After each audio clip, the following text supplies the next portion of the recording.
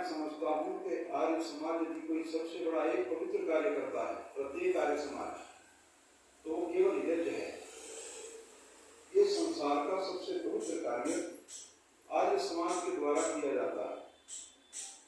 मैं जहाँ जाता हूँ ये निवेदन करता हूँ, और संस्थाओं के लोग भी हमारे बीच में होते हैं, यज्ञ केवल किसी संस्था की बढ़ोतरी नहीं है। यज्ञ तो हनुमान मंदिर में भी होना चाहिए, यज्ञ तो राम जी के मंदिर में भी होना चाहिए, यज्ञ तो भगवान कृष्ण के मंदिर में भी होना चाहिए, शिव जी के मंदिर में भी यज्ञ होना चाहिए, ब्रह्मा जी, विष्णु जी, देवी देवता जितने मंदिर हैं, इतनी बात अगर मन में ये धारण कर ले कि हम कम से कम प्रतिदिन यज्ञ करेंगे, उसके अलावा जो आप पूजा करते हैं वो करें, लेकिन उसमें क्या शामिल करें? यज्ञ को शामिल करें। तो आप पाएंगे कि देवों की जो स्तुति यज्ञ के द्वारा होती है, वो स्तुति किसी अन्य माध्यम से हो ही नहीं पाती। और इसी प्रक्रिया को आपके सम्मुख रखने के लिए, वैसे तो मैंने फोन में गीता का 3रा अध्याय निकाल दिया था, फिर भी मैंने पूछा कि परिवार में भगवत गीता है, तो इन्होंने कहा है, तो मैंने कहा लाओ। तो मेरे सामने ये पुस्तक है, और इसका 3रा अध्याय यदि आप पढ़ेंगे तो आप ये पाएंगे कि 3रे अध्याय में यज्ञ की जितनी महिमा गाई गई है, उतनी महिमा शायद ही कहीं गाई गई हो। इतना सुंदर वर्णन इसमें किया गया है, इसका मैं 9वां श्लोक पढ़ देता हूं, बहुत सारे हैं लाइन में। यज्ञार्थ कर्मणो अन्यत्र लोको अयम कर्म बंधना। इस संसार में यज्ञीय कर्म ही आपको मुक्ति दिलाने वाले हैं, इसके अलावा तो ये संसार क्या है? लोको अयम कर्म बंधना, ये लोग तो कर्मों में आपको बांधने वाला है। केवल यज्ञार्थ कर्म ही छुड़ाने वाले हैं, इसके अलावा इस संसार के सारे कर्म बांधने वाले हैं। और क्या हुआ? इस संसार की रचना कैसे हुई? 10वां श्लोक पढ़ो। सहयज्ञा प्रजा सृष्टा पुरोवाच प्रजापति। उस परमात्मा ने यज्ञीय भावना से, सहयोगिता, सहभागिता की भावना से इस संसार को रचा और कहा अनेन प्रसविष्य अध्वमेश, वो अस्तिष्ठ काम। कहते हैं भाई, जो सहयज्ञ की प्रक्रिया है, तुम लोग इस यज्ञ के द्वारा ही वृद्धि को प्राप्त कर पाओगे। अगर यज्ञीय भावना को नहीं पकड़ोगे तो वृद्धि होगी नहीं, वृद्धि नहीं होगी। और इससे भी बढ़िया बात कह दी, जो आप सबकी बहुत समझ में आएगी। ये श्लोक है 13वां श्लोक 3रे अध्याय का। यज्ञ शिष्टासिना संतो मुच्यन्ते सर्वकिल विषयी भुंजते ते अहम पापात् ये भजन्ते आत्मकारणात्। बहुत बहुत ही ऊंची बात है। कहा यज्ञ शिष्टासिना संतो मुच्यन्ते सर्वकिल विषयी, वो लोग मुच्यन्ते माने छूट जाते हैं, सर्वकिल विषयी सब दोषों से। किलविष माने पाप, किलविष माने दोष। कहा वो व्यक्ति सब दोषों से छूट जाता है। कौन? यज्ञ शिष्टा अशिना, जो यज्ञ शेष खाता है। क्या खाता है? यज्ञ शेष खाता है, प्रसाद जिसको कहते हैं आप। समाज में देखा जाता है कि जो मंदिर में लंगर बना वो प्रसाद है। एक बात हमेशा ध्यान रखना, जिस भोजन में से देवताओं का हिस्सा निकला नहीं, वो प्रसाद हो ही नहीं सकता। जिसमें से देवों का हिस्सा निकल गया वही प्रसाद होता है। तो कहा जो यज्ञ शेष खाने वाले हैं वो सब पापों से छूट जाते हैं। और अगली लाइन में कहा भुंजते ते अघम पापा। अघ माने, जैसे हम कल चर्चा करते अघम रचना, इसमें भी अघ शब्द आया है। अघ माने पाप। भुंजते ते अघम पापा। भुंजते माने भूनना, बनाना। उसकी हांडी में पाप बनता है, पाप भुना जाता है। ये पचंत आत्मकारणात्, जो केवल अपने अपने लिए पकाते हैं। इससे ऊंची बात है कोई? वो पाप खाता है जो केवल अपने लिए बनाता है, और उसके सारे दोष दूर हो जाते हैं, जिसके भोजन में से पहला हिस्सा दूसरों के लिए निकल जाता है। अपनी परंपरा पर, अपनी संस्कृति पर गौरव करना सीखो। ये संसार की सर्वोत्तम संस्कृति है, सर्वोत्तम। अब अंग्रेज भी नमस्ते करने लगे, हाथ मिलाना छोड़ दिया। जब से कोरोना हुआ ना, सब नमस्ते कर रहे हैं। प्रिंस चार्ल्स नमस्ते कर रहा, और आपकी परंपरा में नमस्ते शुरू से ही है। जब बेटियों की संतान होती है तो 40 दिन उसको परिवार से अलग रखते हैं। ये क्या है? ये क्वारंटाइन है। जैसे क्वारंटाइन नहीं करते किसी को, अब पता चला इन शब्दों का, जिसको कोरोना हुआ उसको अलग कमरे में ना हो जाए। ऐसे प्रसूता को 40 दिनों के लिए अलग कमरे में रखते हैं। वो बहुत नाजुक पल हैं, बच्चे और मां के लिए खतरा हो सकता है। तब से क्वारंटाइन कर रहे हैं हम लोग, जब आपने इस बीमारी का नाम भी नहीं सुना। घर में उपले की अंगारी पर पीली सरसों रख के प्रसूता के कमरे में घुमाया जाता है। और यदि आप अध्ययन करोगे तो जो टेटनस का टीका है उसका जो मेन कंटेंट है, जो मेन द्रव्य है, वो पीली सरसों से आता है। इसलिए यज्ञ में पीली सरसों का डालना बहुत उपयोगी है। और गोमूत्र से कमरे की शुद्धि होती है। जब प्रसूता का कमरा गोमूत्र से शुद्ध किया जाता है, गाय के गोबर से लीपा जाता है। आज भी इस बात पर शोध हो रहा है कि जिस स्थान पर परमाणु बम का उपयोग हुआ, वहां पर यदि गाय के गोबर का छिड़काव किया जाए तो वहां से रेडिएशन को कम किया जा सकता है। ये रेडिएशन को सोख लेता है। हम तो परमाणु बम आज बना रहे हैं और आज इस बात का प्रयास कर रहे हैं कि इसके रेडिएशन को कैसे सोखें। और आपके यहाँ कब से ये बात चल रही है, लेकिन हमें तो वही सत्य अच्छा लगता है जो अंग्रेज कहते हैं। इसको कहते हैं काला सच। एक तो काला सच होता है, एक सफेद सच होता है। हमारे सच, हमारा को ऋषि कहे, हमारा को स्वामी कहे, हमारा को सन्यासी कहे, कोई नहीं सुनता। हमारे सत्य को जब अंग्रेज कहने लगे तो सब कान खड़ा करके सुनते हैं। उसको कहते हैं सफेद सच, जो अंग्रेजों के द्वारा कहा गया। हमारी ही बात जब अंग्रेजों के देशों से कही जाती है तो सब कान खड़ा करके सुनते हैं कि वो हो, ये तो अंग्रेजों ने भी सिद्ध कर दिया, तुम्हारे तो ऋषियों ने हजारों साल पहले सिद्ध कर दिया। हम तो कभी सुना ही नहीं इस बात को। हमने तो उस परंपरा को मजाक सा समझा। आज भी यज्ञ को टोने से ज्यादा कोई भी नहीं समझता। जो लोग किराए के मकानों में रहते हैं, मैं तो यज्ञ का ही कार्य करता हूँ, वो बड़े बेचारे भयभीत हो जाते हैं कि आचार्य यज्ञ करवाना है, पता नहीं मकान मालिक क्या सोचेगा कि इसने क्या धुआं करके टोना कर दिया, मामला खराब करेगा। अभी भी ऐसी भावना तो है। तो ये आपको और हमको समझना पड़ेगा कि ये संसार का जो चक्र चलता है, इस संसार के चक्र में यज्ञ कार्य करता है। ये मैं नहीं कह रहा। आप तो ये कह सकते हो ना कि पंडित जी को हवन से मतलब है, हवन से इसको पैसे मिलते हैं और ये तो अपनी माया फैला रहा, अपनी रोजगार कर रहा, ऐसे ही कहोगे ना, कह सकते हैं। अब इसका भगवत गीता का 14वां श्लोक देखो, तीसरे अध्याय का। भगवान कृष्ण अर्जुन को समझाते हुए कहते हैं, अन्नात् भवति भूतानि। संसार के जितने प्राणी हैं, भूत माने प्राणी, भूत शब्द पदार्थों के लिए भी उपयोग होता है और प्राणियों के लिए इसका उपयोग किया जाता है। अन्नात् भवति भूतानि, इस संसार में जितने भी प्राणी हैं उनका आश्रय क्या है? अन्न। उनका आश्रय क्या है? अन्न। वो भोजन के आश्रित हैं। जीवन भोजन पर आधारित है। यदि भोजन ना हो तो जीवन की कल्पना नहीं की जा सकती। तो कहा अन्नात् भवति भूतानि। अर्जुन ने पूछा, अच्छा अन्न का आधार क्या है?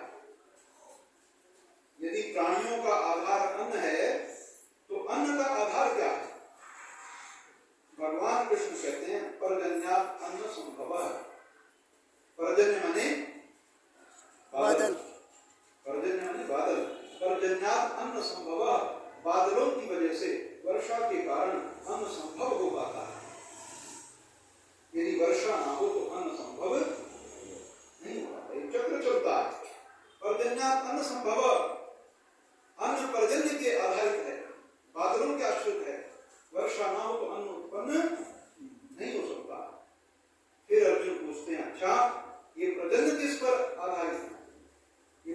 से आते हैं? तो भगवान कृष्ण कहते हैं यज्जात भवति पर्जन्यः। क्या कहते हैं? यज्जात भवति पर्जन्यः, यज्ञ से बादल बनते हैं। क्या बात। फिर प्रश्न करता अर्जुन, अच्छा यज्ञ किस पर आधारित है? तो भगवान कृष्ण कहते हैं यज्ञ कर्म समुद्भवम, यज्ञ कर्म समुद्भवम, ये कर्म से पैदा होता है। ये ईश्वर की क्रियात्मक स्तुति है। यज्ञ ईश्वर की क्रियात्मक स्तुति है, प्रैक्टिकल वर्शिप। एक होती है वाचिक स्तुति, वाणी से ईश्वर की प्रशंसा करना, वाणी से ईश्वर के गुण गाना, और एक होता है कर्मों से स्तुति करना। तो किसी ने कहा कि प्रार्थना करने वाली वाणी से लोगों की सेवा करने वाले हाथ अधिक श्रेष्ठ होते हैं। क्या कहा भाई? प्रार्थना करने वाली वाणी से की अपेक्षा लोगों की सेवा करने वाले दो हाथ अधिक श्रेष्ठ हैं। वाणी एक है और हाथ क्यों? कहना कम और करना दुगना। दुगना करना है, जितना कहते हो उससे दुगना करना है। आप तो पैसे वाले लोग, आप इस बात को ज्यादा अच्छे से समझोगे, क्योंकि जहां पैसे की बात है तो सबके काम खड़े हो जाते हैं। लक्ष्मी माँ का चित्र देखा सबने? माँ लक्ष्मी का चित्र देखा? चार चार हाथ, किसी कहीं घड़ा, कहीं कुछ, कमल का पुष्प, शंख, ऐसा सब है। चार हाथ का मतलब होता है यदि आप धन कमाना चाहते हो तो आपको कई आदमियों के बराबर मेहनत करनी पड़ती है। ये वो मैसेजेस है उसके अंदर, ये मैसेज है। चार हाथ वाली कोई स्त्री कोई पुरुष इस संसार में कभी हुआ नहीं, लेकिन आपको संदेश दिया कि पैसा चाहते हो तो दो हाथ से काम चलने वाला। इनको देखो व्यापारियों को, जिनको मर्सिडीज में जाते देखते तुम कहते हो भाई मौज ले रहा हो, तो तुम उसका जीवन जी के देखो। एक व्यापारी का जीवन आप एक सप्ताह नहीं जी पाओगे, एक सप्ताह नहीं जी पाओगे। बड़ी मुसीबत होती है। जिससे पैसे आने हैं वो फोन नहीं उठा रहा, और जिसने आपसे लेने हैं वो फोन नहीं रख रहा। फोन कर रहा, कब दोगे कब दोगे। बड़ा विचित्र संसार है। मैं कई बार एक बात कहा करता हूं कि परमात्मा की स्तुति करने से पहले अपनी सामाजिक व्यवस्था को ठीक करो। ये संसार केवल प्रार्थनाओं से स्वर्ग नहीं बन सकता। आपको ऐसे कर्म करने पड़ेंगे कि संसार में इस धरती पर स्वर्ग उतर आए। आप एक बात समझो, यदि इतना भी संकल्प कर लो अपने बैठ के, ये परमेश्वर जिसका देना है मैं दूंगा, पहले जिसका देना है और जो समय मैंने उसको कहा है कि इस दिन दूंगा, उससे 2 दिन पहले पैसे उसके घर पहुंचाऊंगा। ये आप संकल्प करो तो परमात्मा का इतना बड़ा पवित्र कार्य करोगे जिसका कोई हिसाब नहीं। वो व्यक्ति जिसके समय से पहले हम उसके घर चला जाए, वो आपको हृदय से आशीर्वाद देगा। किसी का दिल दुखा के, किसी के पैसे रख के, एक महीने में पेमेंट कर दी थी, 4 महीने उसको भिजवा रहे हो बेचारे को, और मंदिरों के चक्कर काट रहे हो रोज, और आपकी वजह से 20 आदमी रो रहे हैं, पैसे नहीं पहुंचे। क्या फायदा? मैं नहीं समझता। मैं जब व्यापारियों में बोलने जाता हूँ तो मेरे पास 5 गोल्डन प्रिंसिपल ऑफ बिजनेस हैं, वो वेद से मैंने मंत्र 5 चुने, तो वो मैं उनके सामने हमेशा रखता हूँ। उनसे सारे यही बातों का, तो मैं कहता हूँ यार भगवान बाद में, पहले तुम एक दूसरे को प्रसन्न करो। अगर हम एक दूसरे को प्रसन्न ना कर सके तो फिर ईश्वर की प्रसन्नता का तो कोई अभिप्राय रह नहीं जाता। और हम कहते हैं ईश्वर कण कण में है, क्यों जी ऐसा कहते हैं? कण कण में है तो हमारे और तुम्हारे अंदर भी है। कण कण के ईश्वर को तुमसे क्या फायदा, क्या नुकसान, बताओ। ईश्वर कण कण में है, उस कण वाले ईश्वर से तुम्हारा क्या फायदा, बताओ? है कुछ फायदा? उस कण वाले ईश्वर से तुम्हारा क्या नुकसान, क्या कुछ भी नहीं। लेकिन जो प्राणियों के हृदय में ईश्वर बैठा है उससे तुम्हारा फायदा भी है और नुकसान। जब हम किसी व्यक्ति को ठगते हैं तो उसके अंदर बैठे हुए ईश्वर को ही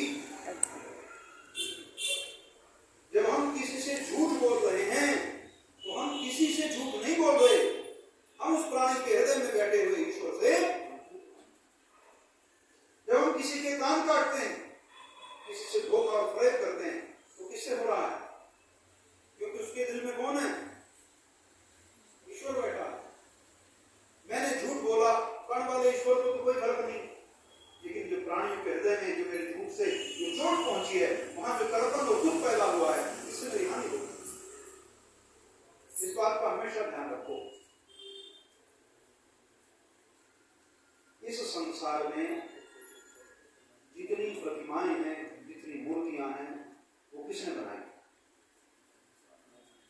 बोलते हैं तो मनुष्य ने।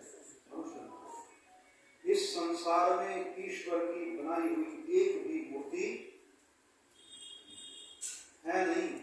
कोई मंदिर ये घोषणा कर दे कि मेरे यहाँ जो मूर्ति है वो ईश्वर ने बनाई है, मैं आज सुनता ही छोड़ दूंगा, मतलब ही नहीं। ईश्वर की बनाई हुई कोई मूर्ति किसी मंदिर में, लेकिन फिर भी मंदिरों की मूर्तियों की उपासना होती है। और इतना बढ़िया सुंदर संसार ईश्वर ने बनाया है, जो उसकी क्रियात्मक रचनात्मक बढ़ने घटने वाली मूर्ति जो हमें दिखाई देती है, उसको हमने दूषित कर रखा है। इंसान को किसने बनाया? भगवान ने, परमात्मा ने। हम और आपको किसने बनाया? और मंदिर की मूर्ति किसने बनाई? मनुष्य ने। हैं? मनुष्य ने। मनुष्य ने। हम ईश्वर की बनाई हुई मूर्ति के शरीर से कपड़े खींच लेना चाहते हैं और उस मनुष्य की बनाई मूर्ति पर कपड़े चढ़ा देना चाहते हैं। हम इस परमात्मा की बनाई हुई मूर्ति के मुख से भोजन छीन लेना चाहते हैं और उस मनुष्य की बनाई हुई मूर्ति के आगे 56 भोग लगा दो। सोचो यार, बुद्धि लगाओ थोड़ी भाई, बिना बुद्धि के नहीं होगा काम। ये दुनिया सोचती है कि भगवान के सामने तो लल्लू से बन के खड़े हो जाओ, बस वो तो दयालु है, पार कर देगा। मैनू चरणी लाल है, मैनू सतगुरु चरणी लाल है, ऐसे ऐसे तो भजन नहीं गाते। सतगुरु मैनू चरणी लाल है, अच्छा भाई क्या तेरी योग्यता है, बता, तुझे चरण लगा देंगे, क्या योग्यता है? फिर कहता मैं मूर्ख, अज्ञानी, मैं पापी, मैं लोभी। तुम सियाने हो ना तुम भगवान से ज्यादा सियाने हो। तुम्हारे घर में कोई नौकरी करने आए तो तुम उससे पूछो, बताओ तेरी योग्यता हो, तो वो कहेगी कि मैं चोरी भी कर लेता हूँ, झूठ भी बोलता हूँ, कभी कभी चीजें इधर भी कर देता हूँ, मुझे नौकरी दोगे? हैं? तुम बोल नहीं रहे मुझे से, तुम बोलो जो हमसे बोलो, इसमें डरने वाली बात क्या है? किसी झूठे को, बरेली को, मक्कार को, चोर को अपने घर में नौकरी दोगे? नहीं देने। और तुम परमात्मा के चरणों में जाके कहते हो मैं झूठा हूँ, मैं पापी हूँ, मुझे अपने चरणों में बैठा ले। तुमसे बेवकूफ है क्या वो? हद हो गई। कुछ दिमाग तो लगाओ। अपने घर में नौकर चोर नहीं रखना चाहते और खुद चोर बन के ईश्वर की शरणागत होना चाहते हो, ये कैसी बात हुई भाई? इतना मूर्ख नहीं है वो। हम जैसे पता नहीं कितने असंख्य यहां से चले गए और कितने और आएंगे, और कितनी चतुराई हमारे और तुम्हारे अंदर है, उससे ज्यादा भी आएंगे और एक लोटे में आ जाएगी बाद में, लाल से कपड़े में लपेट देंगे। ये सारी चतुराई एक लोटे में आ जाती है, ये मिलते हैं, कुछ नहीं है ये सब। मत करो ऐसे काम जो हमारी आत्मा को गारगार करते हो ना, कोई फायदा नहीं, कोई फायदा नहीं। कोशिश करो किसी के आंसू पोंछ सको, कोशिश करो। अरे जो रो रहा है मानो ईश्वर ही तो रो रहा है उसके अंदर, उसके आंसू पोंछ दो तो तुमने मानो भगवान को ही खुश कर दिया। वो शेर कहते हैं, घर से मस्जिद है बड़ी दूर, चलो यूं कर लें। घर से मस्जिद है बड़ी दूर, चलो यूं कर लें, किसी रोते हुए बच्चे को हंसाया जाए। क्या करें? किसी रोते हुए बच्चे को हंसाया जाए। ये करो, किसी के आंसू पोंछो, किसी के बच्चे की शिक्षा की व्यवस्था करो, किसी के बच्चे के तन पे कपड़े डाल दो। अपने तो उल्टे काम है, इस संसार को चूस लेना चाहते और उसका थोड़ा सा हिस्सा अपने पाप में देवी देवताओं को भी हमने भागीदार बनाते। हमारे तो, मैं कई बार सोचता हूँ, कई लोगों को मेरी बात से चोट लग जाती है। मैं कई बार कहता हूँ कि करप्शन जो इतनी है एक बड़ा इशू है कि नहीं? आप कभी सोचते हो करप्शन कहां से आता है? कभी दिमाग लगाए कभी? आपकी करप्शन की जड़ें आपके धर्म में है, ये वहां से आता है। जब एक पुजारी को कुछ सोना, भगवान को सोना दे देते हो, वो सोना किसने बनाया? भगवान ने।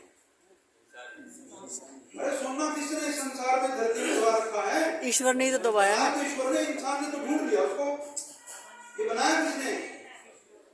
मनुष्य ने। और सोने की भगवान को क्या आवश्यकता नहीं है, फिर तुम देना क्यों चाहते हो? असल में वो सोना भगवान को नहीं दिया जा रहा, पंडित को दिया जा रहा, पुजारी को। बैठे होते हैं, उनका काम है अब आएंगे सारा नाम। मैंने दक्षिण के कुछ पुजारी देखे, अब तो ये रील्स आती है ना, इसमें बड़े इसमें चमत्कार होते हैं। दक्षिण के पुजारी देखे महाराज 20-20 किलो सोना पहना हो, 20-20 किलो, और पुजारी। मैं हैरान होता हूँ, मैंने कहा यार देखो अब हमारे समाजी लोग धक्के खाते फिरते सुबह शाम तक, इतना बोलते जोर लगाते, हमारे जेब में रुपया नहीं डालता, और उधर योग्यता कुछ भी नहीं। वो पता नहीं तुम्हें क्या कह के 2 शब्द कह दे और तुम पता नहीं इसके चरणों में क्या रखो, भगवान जाने। पर हम ये समझते हैं कि भाई जो आदमी सच्चाई के रास्ते पे चलता है उसको परीक्षा देनी पड़ती है, ये तो देनी पड़ती है, ये तो संसार का दस्तूर है। तो जब आप यज्ञ को समझोगे तब आप ईश्वर को समझोगे, बिना यज्ञ के ईश्वर की व्यवस्था को समझना संभव नहीं है।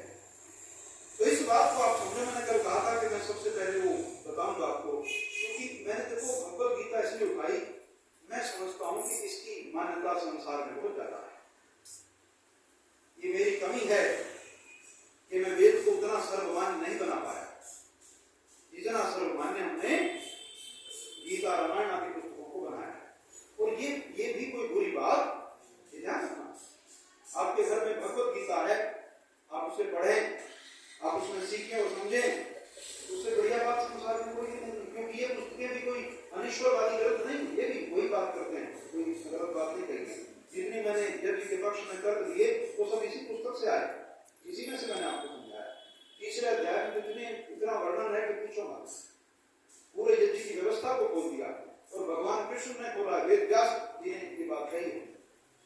तो जब आप यज्ञ करते हैं तो सबसे पहले क्या करते हैं? आचमन। सबसे पहले क्या करते हैं? शरीर की शुद्धि, कपादी का निवारण, तभी तो मंत्रों का उच्चारण ठीक होगा।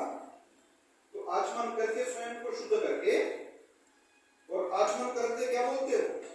अमृतो वस्त्रमसि स्वाहा, अमृता प्रधानमसि, हे परमात्मा मेरा ओढ़ना और बिछोना अमृत हो, मेरे जीवन का लक्ष्य अमृत हो। अमृत में 2 शब्द हैं, अमृत माने ना मृत, जो मरता अमृत। और ये शरीर कैसा है? मरने वाला है, मृत है, और आत्मा अमृत है। जैसे भी निधन शब्द कहते तो निर्धन और निधन, निर्धन और निधन एक ही बात है। आत्मा ही धन है, वास्तविक धन क्या है? आत्मा है। आपको जितना मर्जी हो, अगर आत्मा छू सकती इसमें से, फिर क्या होगा? कुछ भी नहीं। तो निधन इसलिए कहते हैं कि जो इसका धन है वो असली धन आत्मा है। तो भाई परमेश्वर, ये संसार, इस शरीर को मैं जितना मर्जी संभालूं, जितना मर्जी इसकी रक्षा करूं, हालांकि इसकी रक्षा करना मेरा धर्म भी है, इसकी अवहेलना भी नहीं करनी, इसको बड़ा पालना है, बड़ा पोसना है, इसे बड़ा स्नेह करना है, इसकी रक्षा करनी है। क्योंकि इसी शरीर के मध्य में बैठा आत्मा जो है, इसी शरीर का आश्रय लेकर परमात्मा तक की यात्रा करने वाला है। जैसे बढ़िया गाड़ी आपको अपने लक्ष्य तक पहुंचा देती है, ऐसे हमारी जीवात्मा इस शरीर के माध्यम से परमात्मा तक जाती है। ये शरीर माध्यम है, लेकिन इसमें भी 2 चीजें हैं। एक शरीर मर जाने वाला है और एक तत्व इसमें ऐसा है जो मरता नहीं। अमृतो वस्त्रमसि, मेरे जीवन का लक्ष्य अमृत होगा। यज्ञ में सबसे पहले यजमान क्या कह रहा है? हे ईश्वर, मैं अमृत की खोज करने का प्रयास करूंगा, मेरे चारों ओर से मैं अमृत तत्व से स्वयं को घेरने का प्रयास करूंगा। क्यों? क्योंकि जब मैं मर रहा हूंगा, जब मैं ये शरीर छोड़ रहा हूंगा, तब तक उस अमृत से मेरा परिचय हो जाएगा, और इस शरीर मृत को छोड़ने में मुझे कोई आपत्ति क्यों है? क्योंकि अभी मैं अमृत को जानता। आपने कच्चा नारियल फोड़ा कभी? जिसकी गिरी बसों में बिकती है 10-10 रुपए, सबने उस कच्चे नारियल को फोड़ते हो तो खोल भी फूट जाता है और नारियल भी,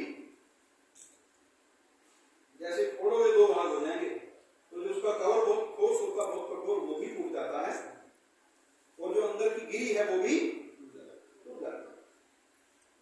कुछ लोग क्या करते हैं, उसको रख लेते हैं, कच्चे को रख लेते हैं, फिर वो पक जाता है और उसके अंदर का जल सूख जाता है, और फिर उसको गुड़ करते हैं तो उसके अंदर गिरी बचती है। जब आप उसको फोड़ते हो तो खोल फूटता है, गिरी